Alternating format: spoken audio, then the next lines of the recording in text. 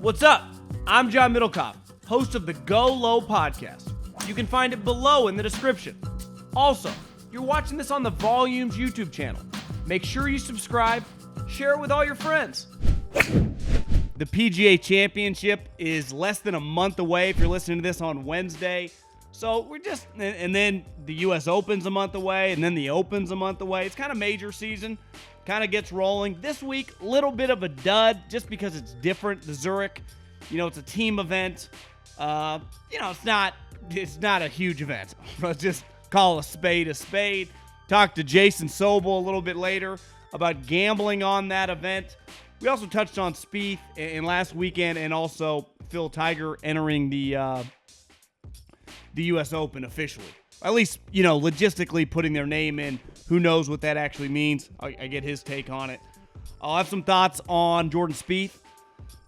Just some other news and notes. The match will not include Phil or Tiger, but it will include Patrick Mahomes, Tom Brady, Aaron Rodgers, and Josh Allen. Also something on the John Daly and his son, John Daly Jr. I was pretty locked in last weekend to Hilton Head. And it's an awesome tournament. It's fun to watch on television. It's hard not to watch that and want to play, to go to South Carolina and play that golf course, which it's a public course. You can get on. I aspire, I will one day. I've actually never been to South Carolina, but it's hard to watch that tournament and not go, I want to play that. Now, clearly, some of the aerial shots, you're like, yeah, this play's a little tighter than you think. But it looks like a very, very fun place to play golf. And I was kicking myself because we talked about last week something, and I tell Sobel this, something happened with my debit card. There were like some weird transactions, but it wasn't like people trying to steal thousands of dollars. It was like $18 at like a Dairy Queen or something.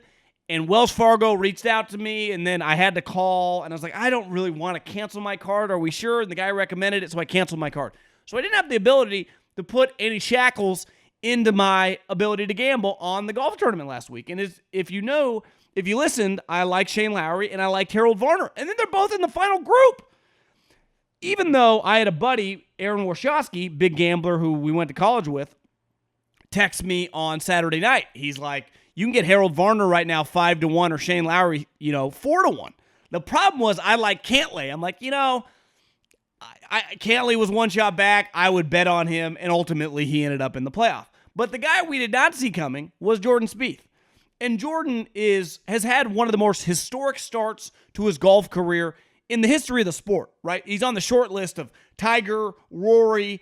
Rattling off majors before you're 25, and not just a major, but several majors, puts you in a different category. Now he's got 13 wins. He's obviously worth hundreds of millions of dollars. But he's worth so much to golf. Because I actually think his most relatable quality is you can watch him play golf and go, I could do that. Because he'll pump it in the trees. Or he'll three-putt from a foot, right? Like literally have a tap in and miss it, which he did on Saturday. And he's done several times. I think he did it a couple weeks ago at the Valero. Like that is something that he consistently does. His golf game is very human. Like most of us have ups and downs. We can have a birdie and then we can have a double bogey. We can pump one out of bounds. We can knock one 10 feet. His golf game is just, there's a human element to this. And I've been saying for a long time, to me, his comp is Phil Mickelson. Now, Phil, their games are different. Phil had much more power.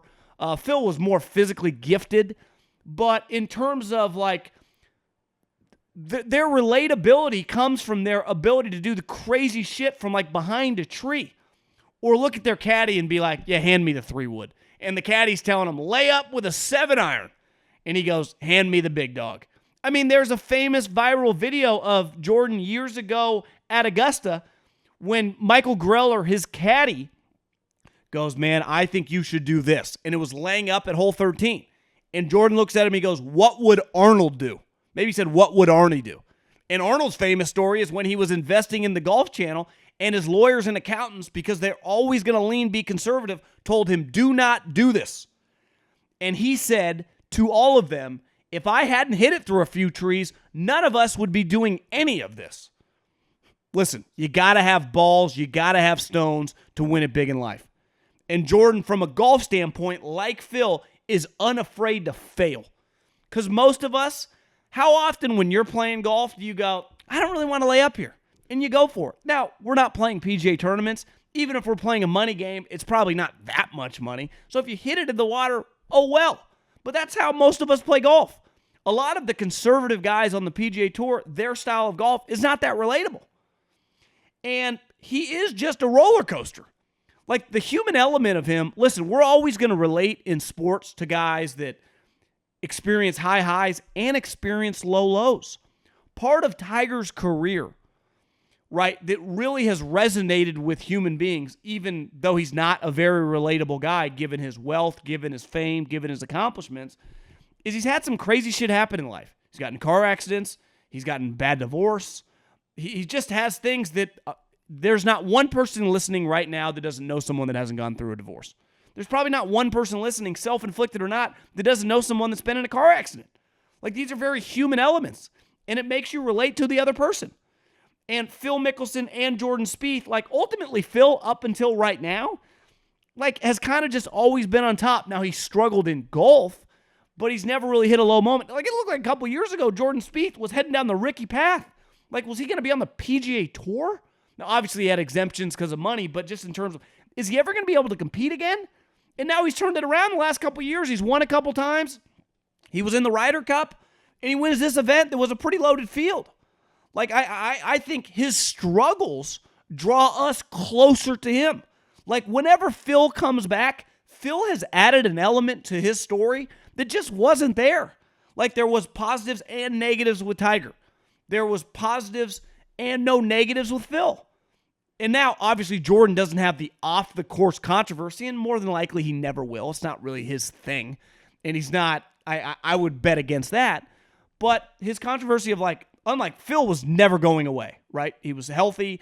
His game, up until like he was late 40s, dominated on the PGA Tour. Jordan's struggles were real. Dude was missing cuts. And then even in a microscope of the last 14 days, he missed the cut at Augusta, which he's only pretty much consistently contested to win the tournament, and he has won before. He's always been in the mix. He said as much in his post-round presser on Sunday. Like, that's a tournament. Number one, it's my favorite tournament in the world, and I would imagine a large reason it's his favorite tournament in the world because he dominates there, and he missed the cut. And then to come back and to win like this, he was a 20-1. His odds were 20-1 going into Sunday. To win in in the fashion which he did in extra holes against a better player than him. I'm not saying a more accomplished player, but just currently, who would you go? Who's better, Patrick Cantlay or Jordan Spieth? People in golf would pick Patrick Cantlay. Now, that's not there's something, and you're seeing it right now with the Golden State Warriors, championship medal, championship blood. That shit matters. This guy knows how to win. Certain guys just don't know how to win, right? Like, forever, like Scottie Scheffler for a while, like, it's pretty clear the guy just knows how to win. He was going to get over, like Harold Varner. I love Harold Varner. Not sure he knows how to win. He had a one-shot lead going into Sunday, and then I look at, I'm home for Easter, and I was outside. I checked, the ESPN app or the PGA Tour app, and he's parred like the first three holes. Like, you got to come out swinging, and he just can't. And I'm rooting for him. But I think the most relatable thing to Jordan Spieth, why he's such a fan favorite, and to me he falls in the Rory camp with this, he's a great human being. Like, a great human being. It's not one of those where you're like, remember when Tiger was young, you're like, is this too good to be true? Even Phil's like, I don't know. Does this guy have a little Shooter McGavin to him? Like, no. Jordan is legitimately a great person. Like, it's not even debatable. And the video that went viral of him after he finishes his round and is the clubhouse leader at 13 under, goes by all the little kids. And he says, listen, guys, I need to go putt a little bit. I need to just sit down for a second. I promise to you I will come back.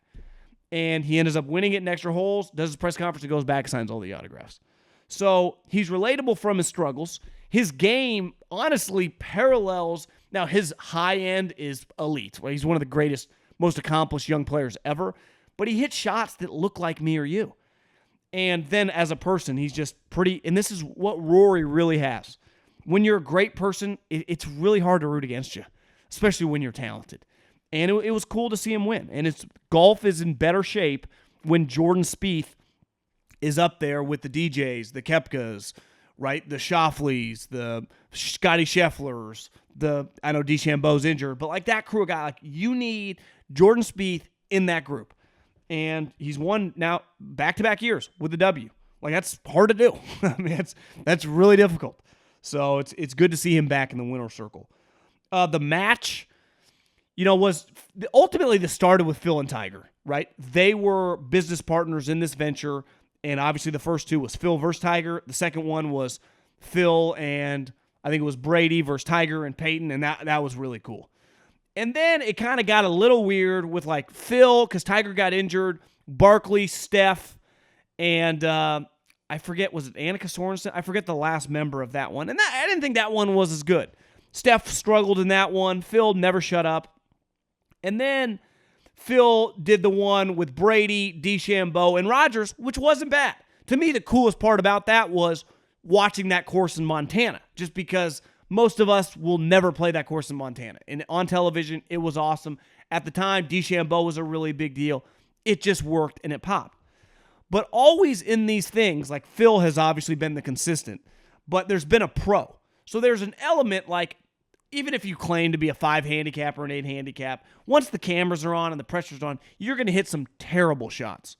Tom Brady spends most of his time playing football and practicing football. He's not a very good golfer, and there's nothing wrong with that. Peyton Manning wasn't a very good golfer. Aaron Rodgers, okay, but not a great golfer. Patrick Mahomes, I don't know much about his game. I don't think he's a great golfer. Josh Allen, I know for a fact because I watched him a little bit at Pebble Beach, is not very good. I think he's just kind of getting into it. So what I wonder, the star power, genius. Biggest sport in America, NFL. Biggest stars in America, Tom Brady, right? Aaron Rodgers. These guys are Patrick Mahomes. These guys are huge. Josh Allen has kind of stepped into that realm over the last 12 months, but major star power. What I'm going to be interested in is the golf going to be so bad that it's going to be a hard watch. I think you can make up for that with banter, but it's on TNT. And so it's not like Brady and these guys are going to be swearing at each other. I think once you get the camera element, I don't know how true and real these guys will be. I think there'll be banter and a little shit talking, the old guys versus the young guys.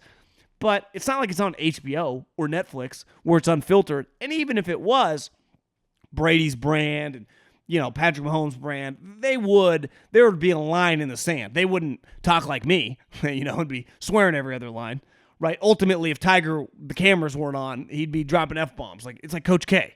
Coach K, you put a camera on him, he's perfect. You fucking take the camera off, it's F-word every other sentence, which is what I like. I like raw and real, but you're not going to get that.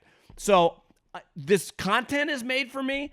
The more and more I've had to let it marinate and think about it, I don't know how good it's going to be. Because I don't think the golf's going to be that great, so it's going to be very dependent on them, their banter going back and forth. And, I think that can be very hit or miss. Because also for these guys, it's hard for them just to be loose and not play terribly. Like most of us, if you're just, anything but like a scratch golfer, you kind of got to focus. Or your golf game can just go to shit. And then you're trying to put on for the cameras. Like, it's going to be interesting. Don't get me wrong. I'm watching, but I don't know. I just got it red flagged a little bit. Phil and Tiger committed to the U.S. Open. I asked Sobel about it. Ultimately, I've come around. I think Tiger's going to play all 4 majors. Phil, as Sobel says, who has any clue? I hope Phil comes back. I mean, he's the defending champion at the PGA Championship here in less than a month. Who knows?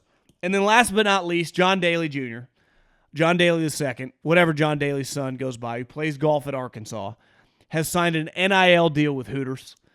And it really is the perfect brand endorsement. Obviously, John Daly is known for being a Hooters guy. And it fits perfect, right? He goes to Hooters during Augusta and sits there. But I thought John Daly II's quote was doing this first NIL deal with Hooters. I've seen my father's great relationship with Hooters over the years. And I am proud to continue my family's association with the iconic brand. I've seen my father's great relationship with Hooters. That is awesome. I mean, if that doesn't make you smile, watching the 2 Dalys with 2 Hooters chicks with golf clubs on a golf course, like that. Some NIL deals, like, does this really make sense? Or are we just funneling these guys money? And other ones, you're like, yeah, this fits. This works. Now, I don't. Obviously, you're playing in the SEC, Division I golfer. He's a good player. I hope he becomes a pro one day. You would say he's going to have all the resources and ability to get there. It's obviously very hard. It's never been more difficult. But I would imagine that Jay Monahan and people on the PGA Tour would love, not like, I repeat, love for John Daly II to be a member of the PGA Tour one day and just be just in tournaments. Like he would be a draw. That would mean his dad would be, just more involved out and about. He already kind of is, but really, like, be there, get him to events. That would be really cool. So the Daly brand and the Hooters brand, some things just make sense. And that's one of those that just makes sense. In the swing of things after Hilton Head and Jordan Spieth pulls off a miraculous but he won here with Jason Sobel of SiriusXM. You can hear him every week, 2 to 4 Eastern. Also, Links and Locks on Action Network podcast. Dude is Mr. Golf, as I call him. What is up, Sobel? How you doing? I'm doing good, John. I'm still sort of amazed, like you said, kind of miraculous for Jordan Spieth, I think. It was one of those where, like, so the old Anchorman quote, like, I'm not even mad. I'm just sort of amazed. It's kind of weird how that one happened.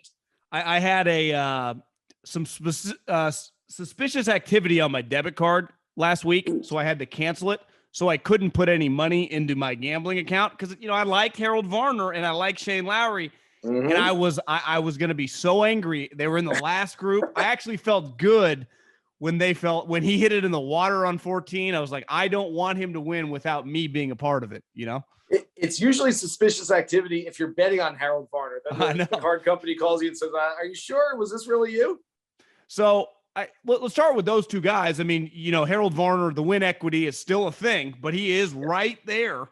And, Shane Lowry is a much more accomplished player, little bit of a freaky deal on hole 14, I'd say, but he just couldn't get it done on the back nine. What stood out to you more about those two guys not finishing the deal?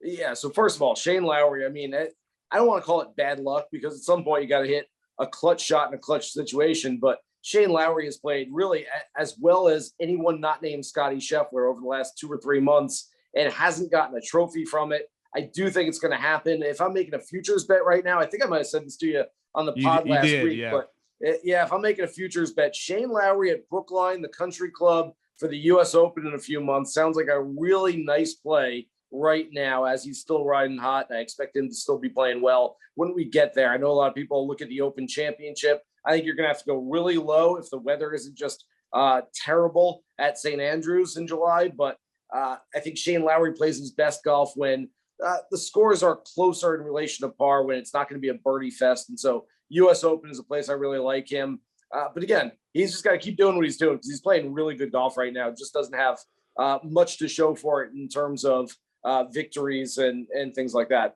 That said, for Harold Varner, look, he's 31 years old. He's been on the PGA Tour for 6, 7, 8 years now. He's probably past the point where he can get a moral victory, but I'm a big proponent, John, of anytime a player gets into contention, it's essentially a positive experience moving forward for him. And so the fact that Harold got to the back nine, was right there at or near the top of the leaderboard, and played decent golf. He didn't play his best golf on the back nine, but certainly didn't cough this one away, certainly didn't play badly down the stretch. I think he can build on that at some point. Yes, Harold Varner has the talent to win on the PGA Tour. It's going to happen at some point. He's won in Australia, won in Saudi Arabia earlier this year, so we know he can win. It's just a matter of making it happen on the PGA Tour. He's gotten himself into contention previously and played really poorly down the back nine on a Sunday afternoon. So just the fact that he played well, again, I know he's probably not looking at it as a moral victory, but I'll look at it as a moral victory for him. I think moving forward, that's a good sign. I know in football, historically, people think overtime or extra innings, or overtime in the NBA kind of evens itself out over time. Patrick Cantlay has found himself Bryson DeChambeau last year in that epic match. Yeah. This year, Scottie Scheffler and him went at it. And then obviously he didn't go long, but Jordan Spieth, that's a star-studded group of players right there. little unlucky on 18 in the extra hole, but Jordan Spieth gets it done after the putt on 18 on Saturday, which was, I mean, Jim Nantz almost had a heart attack. I would never have imagined Jordan Spieth winning the tournament. I heard someone say his win probability to start the day was really, really small, like under a couple percent. And even when he finished, it was like 8% because there were so many guys left. What were your thoughts on seeing him just ultimately be crowned the winner? Yeah, I didn't see winning percentage. I believe he was 20-1 plus 2,000 live going into Sunday's final round. So I know some people hit on that one. That was a really smart play there. Look, it's very interesting. Usually on Sunday night, Monday morning, after a PGA Tour event has concluded, we look at the winner and go, man, if he plays like that every week, he's going to have a bunch of wins this year. Now, of course, it never happens that way because if anyone could play the way they did over 4 rounds for a victory, they'd be Tiger Woods in his prime. That's essentially what Scotty Scheffler has been doing lately. Hey, if he can play like this every week, and he has been playing like that every week, and he's continuing to do it. But what we saw from Jordan was, did he really win that golf tournament? He didn't really have his A game. Now, I look at it as a good sign for Jordan moving forward. The fact that we talk about the best players in the world, which ones can win when they don't necessarily have their best stuff. The fact that Jordan can win with something less than his A game, I think is a positive sign moving forward. He looked a little awestruck afterwards, the interview on the 18th green, where he's like, yeah, I guess I kind of stole one here. And he knows that it's not like he played his best golf and went out and blitzed the field there. He kind of just stepped in one and came out with the trophy, and that's okay. Look, sometimes you need one of those to get going. I would say that for the Jordan Spieth supporters out there, the reason for optimism is, hey, he didn't have his best stuff. He hit some loose shots on Sunday, that missed putt on Saturday on 18, did not have nearly his A game, at least on half the holes. And so you look at that and say, there's room for improvement. I love the fact, if I'm a Jordan Spieth fan, that he didn't have his best stuff and he can still get better. And he's already won that tournament, moving and can move forward with some momentum from that. If I'm a Jordan Spieth detractor, if I'm not a Spieth fan and I'm not looking for him to play well, I say, look, okay, he got lucky and he won one, but he's not going to be able to do that when some other big boys are up there on the leaderboard. Whether that's true or not, I don't know. I will say this, though, John. Jordan Spieth continues to be the most relatable world-class golfer there is. You can look at him 1 minute and say, oh, man, that takeaway, the pre-shot, there's 18 different things going through his mind. That's just like me. I do that on Sunday mornings with my buddies. I have no idea what I'm thinking before I'm about to hit the ball. He hits one wild here, wild there. Yep, I've been there, done that. Misses a short putt. Oh, yep, done that a million times. Now, the rest of us don't tend to chip in for eagle all the time like Jordan Spieth did 3 times during the weekend. But there are definitely times when Jordan Spieth is more relatable than the average golfer. I think we look at Jon Rahm. There's absolutely nothing about Jon Rahm that's relatable to you and I. We can't look at Jon Rahm and go, oh, yeah, it's kind of like how I play, pretty much. Other than I smash a T marker every once in a while. I have nothing in common with Jon Rahm. I can look at Jordan Spieth and go, okay, the good stuff, yeah, I can't relate to that. That's just amazing. The bad stuff, yeah, that kind of looks like the rest of us, which is just unfathomable that he can get away with doing that sometimes and still win a golf tournament. Jon Rahm, English is his second language, and I'm pretty sure he has more vocabulary words in English than myself. I mean, he is well-read individual. Learned English by listening to Eminem in college, by the way, which I absolutely love. Smart move.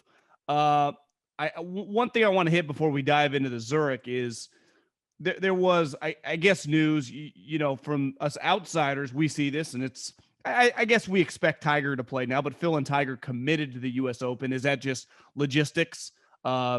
Obviously, the PGA is now in front of the U.S. Open. Any other buzz just being around when you were at Augusta? Like, do people expect Phil Mickelson to show up at the PGA Championship? Because if he shows up at the PGA, then he's going to play the U.S. Open. I don't know.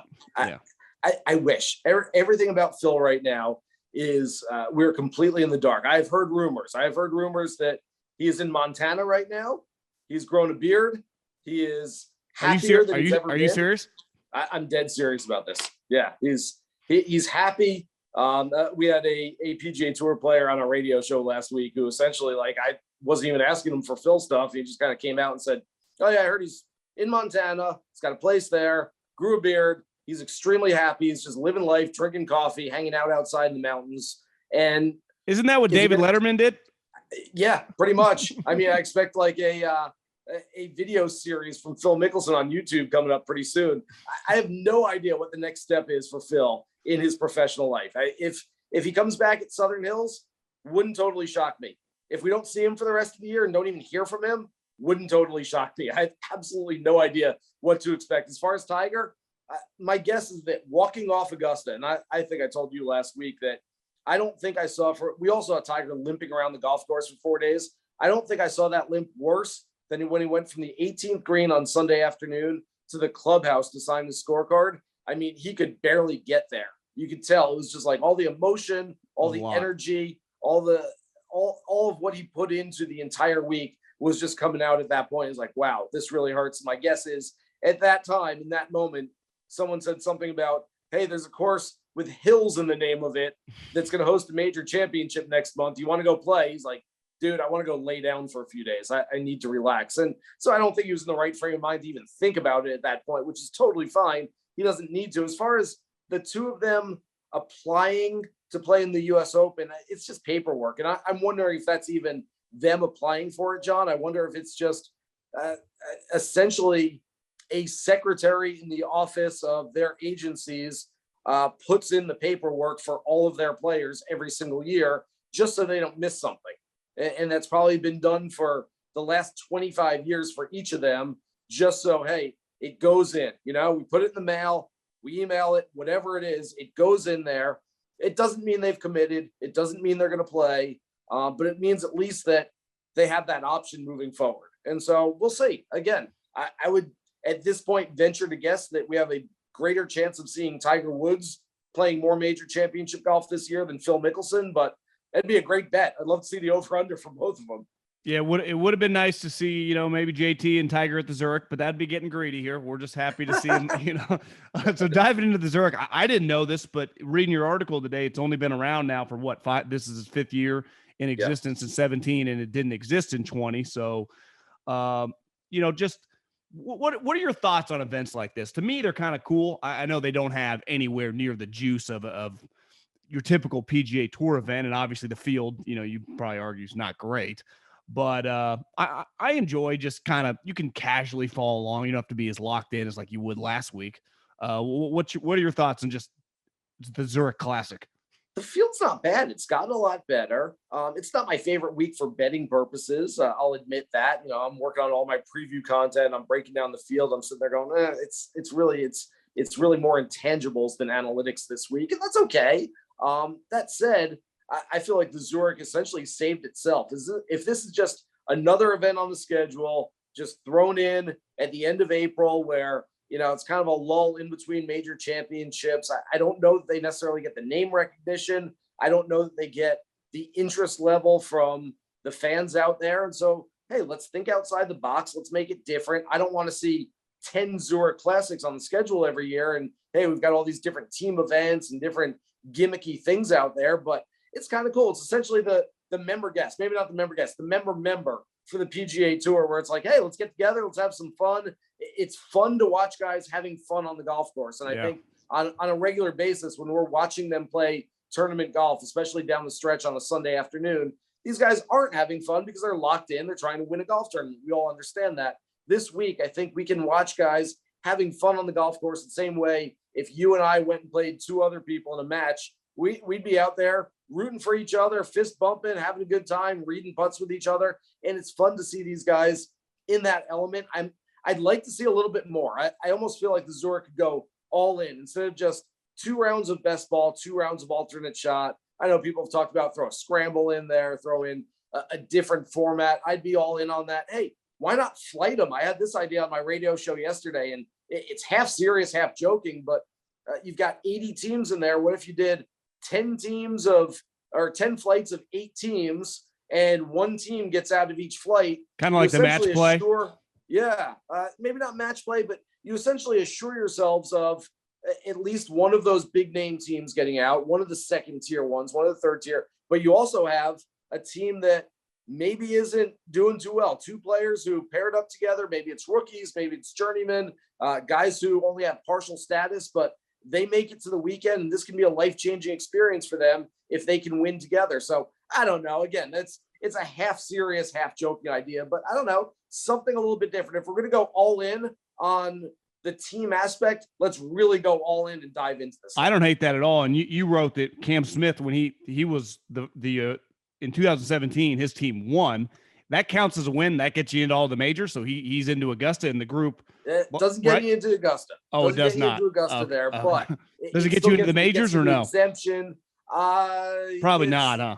Not really. It helps you with the FedEx Cup points, and that can help you with the other majors. I mean, it's not necessarily a win and you're in type of deal, but okay, it's interesting, John. I've always thought over the last few years that this would be a good spot to target a couple of players that haven't won, maybe a little bit more motivated. Look, there's a lot of good food, a lot of good place to go drinking in New Orleans, a team of two guys who are fully exempt. You say, hey, let's just go have a great week. Sort of like the member guest, you get out there with your buddy and it's like, yeah, it's about golf and we want to win, but we're also going to have a great time this week off the golf course. I would think that maybe a couple guys would look at it with a little more serious tone and say, hey, let's work together. Let's take this seriously. Let's really focus on the golf instead of going out to some fancy dinner and getting oysters every night.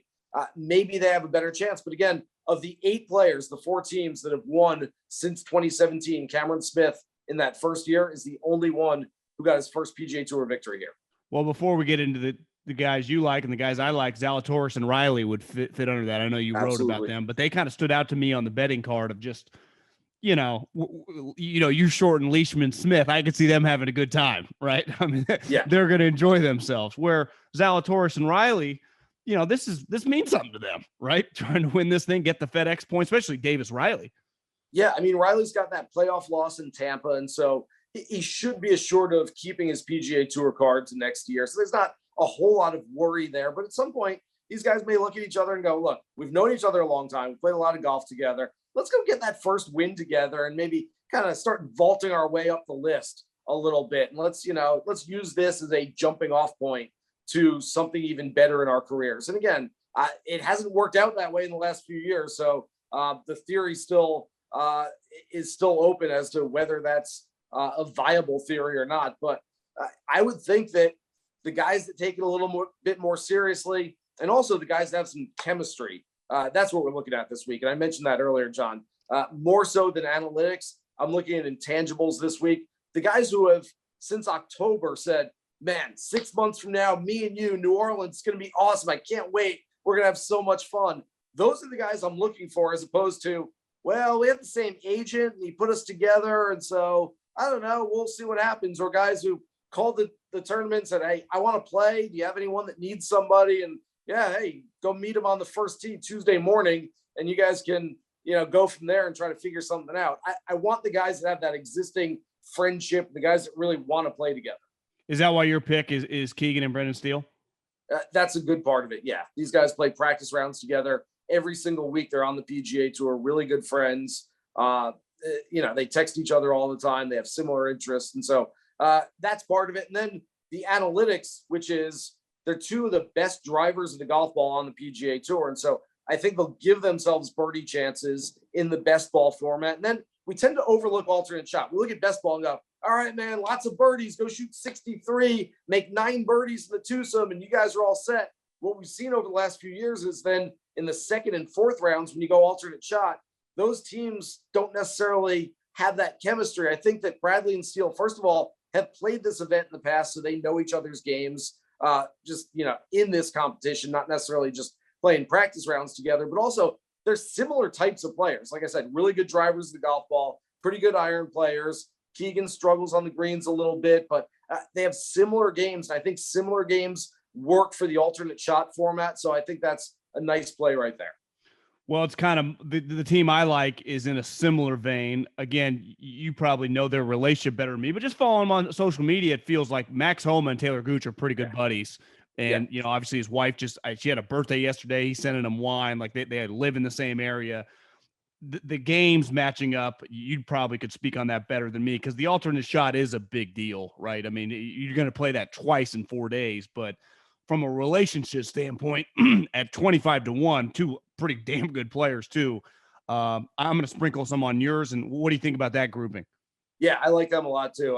Playing a lot of DFS lineups this week. That's one that I've got in most of my lineups so far. And they're sort of the opposite of, hey, let's take two guys who haven't won and maybe they're motivated. Homa and Gooch have both won already early in the fall part of this season. And so there's sort of this nothing to lose attitude. They're both top 50 in the world. They're both playing well this year. If they have a great week, awesome. Like FedEx Cup points, we get some money and we have a great time together. If they don't play well, it's like, okay, well, no big deal. And so there's literally no pressure on a couple of guys like that. And granted, there are a whole lot of teams that sort of fit that no pressure type strategy going into this thing. But I do like those guys a lot. Yeah, I think they fit each other's games. Do you think Morikawa might give Hovland the stink eye when he flubs a chip here, and they're in the mix if they're on? I tell you what, when Hovland flubs a chip, then Colin's got a 30-footer that he leaves 6 feet short. That might not be the best. That said, they could be 5 feet on every hole, though. Yeah, well, we're talking about theories. How about this theory? And again, I'm going to need someone who's way better at math and logic and analytics to figure this out for me. But the way I've sort of figured it is, let's say Colin Morikawa is 6% better than the field average over the course of the year. And we're talking like strokes gained total. And I don't know if 6% is the right number or not, but whatever it might be. Well, Victor Hovland is about 5.5% better than the field average. Well, you would think that it's more difficult for two guys who are basically average. And I don't mean that they're not good players. I mean, literally they're the average PGA Tour player, which isn't a bad thing to be out there. But two guys who are average playing together against two guys who are well above average, I think it's probably tougher to beat than one average player trying to beat one above average player. And again, I need someone who's way better at math to explain that to me than I can figure out myself. But it just seems to have some logic to it that, it's going to be tougher for, two guys who are, sort of 57th on the list this week that are kind of a little bit further down. Oh, we not only have to beat Colin, we got to beat Victor too. I think that's harder for those two as opposed to, well, it's just me against this one guy. I can go beat him on, any one given week. Here's what I know. If they're both having above average weeks for their relative to them, they could kick ass at this thing. I mean, sure. Major ass. Say the same thing about Schauffele and Cantlay too. And maybe they're a little bit more motivated. Schauffele, other than the gold medal, hasn't won in, I think, 3.5 years. What's up with Xander Sobel? I don't know. I don't know. Every time I talk to players who play with him, I've got a few players who have told me. I just did an hour-long interview show with Charlie Hoffman yesterday that's going to run on SiriusXM's PGA Tour channel next week. And Hoffman says he plays a lot of off-tournament week golf with Xander Schauffele. He goes, I love playing with Xander because he's got the energy, the enthusiasm, and the game. He's like, I can try to measure my game up to what I think is one of the best players in the world. I've had multiple players tell me this over the last few years. They love playing with Xander because they think he is so good that if I can go play a money game with him on a Tuesday when we're back at home and at least kind of hold with him, kind of hang with him throughout the day, I know that my game's ready to go back on tour because he's that good. And so for all these testimonials from players about Xander's game, for him to not win other than the Olympic gold medal, and I don't mean to sort of push that off to the side. But it's a fact, though. But yeah, he hasn't won an official PGA Tour event. I believe Kapalua in 2019. And so that's a big deal. He's really, really talented. Really good. I remember Phil talking about that when he won the PGA Championship, how during COVID they played together, and Phil's like, I don't know how I'm going to last if this is the cream of the crop out here. And it kind of motivated him because Xander was kicking his ass every day. Exactly. And now I've gambled on him a couple times. He's been terrible.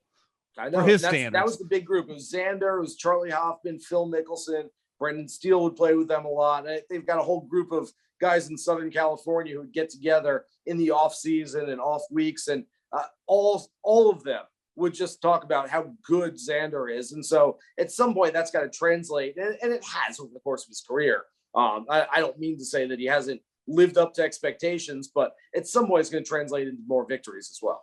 Okay, Sobel, I'll get you out of here. I looked today. The PGA Championship we're recording this on Tuesday, is a month away. So we're getting the major season, baby. Let's rev this bad boy up. I can't wait for it. Southern Hills looks so pure. I saw some photos on social media today. It's funny. I've got a few guys picked out for the U.S. Open in June. I've got some guys picked out for the Open Championship in July. I'm still not quite there for next month, though. I've gotten ahead of myself.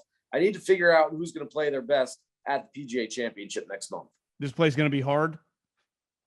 I think it's going to be a typical PGA where it's hard, but certainly not impossible. We're going to see some scores out there. My guess is something in the mid-teens under par is going to win. But again, sometimes weather dictates this stuff. Yeah. Sometimes the green speeds get up there. Sometimes it gets a little baked out. We'll see what happens. Be a little easier in Kiowa. I think so. Yeah. I think so. Yeah. Okay. Have a good week. So we'll talk to you soon. Thanks, John. Appreciate it.